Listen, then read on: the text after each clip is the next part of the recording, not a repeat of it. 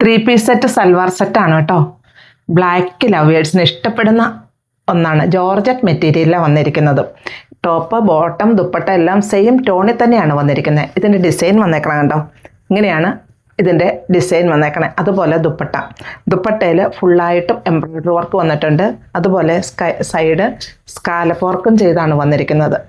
ഇതിൻ്റെ റേറ്റ് വരുന്നത് 1319 ഇതിൻ്റെ കൂടെ ഇതിൻ്റെ ബോട്ടവും വിത്ത് ലൈനിങ്ങുമാണ്. ഇതിൻ്റെ തന്നെ ഒരു ഓഫ് വൈറ്റ് ഷെയ്ഡും കൂടിയുണ്ട്.